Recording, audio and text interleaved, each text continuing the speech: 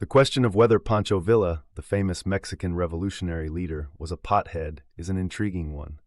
To explore this, we need to delve into historical accounts, examine Villa's lifestyle, and understand the socio-political context in which he lived. Pancho Villa, born José Doroteo Arango Arambula in 1878, was a prominent figure in the Mexican Revolution, which began in 1910. He was known for his charismatic leadership, military prowess, and his Robin Hood-like image of taking from the rich and giving to the poor. His larger-than-life persona has made him a subject of numerous legends and myths. When it comes to the consumption of marijuana, historical documentation is sparse.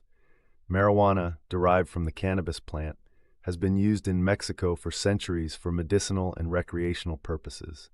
By the early 20th century, it was popular among various social groups, including soldiers and revolutionaries.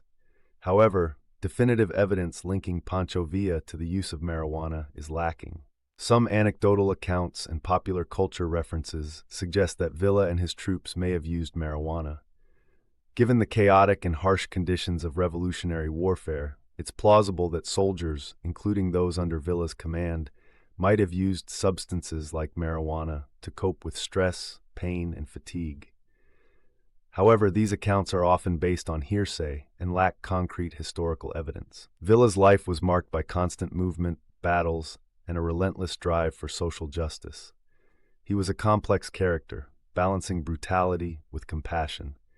His focus was primarily on his revolutionary goals, and he worked tirelessly to achieve them.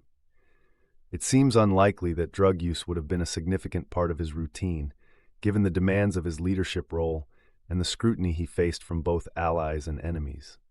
Moreover, the stigma and legal status surrounding marijuana during Villa's time were different from today.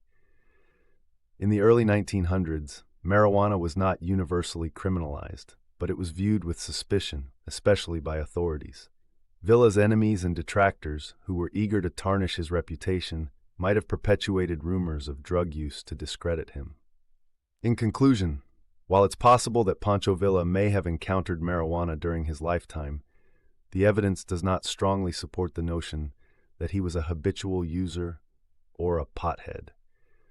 The lack of concrete evidence, combined with the historical context and Villa's focus on his revolutionary activities, suggests that any claims of his frequent drug use are more myth than reality. Pancho Villa remains a complex and fascinating figure, and his legacy is defined by his contributions to the Mexican Revolution rather than any purported drug habits.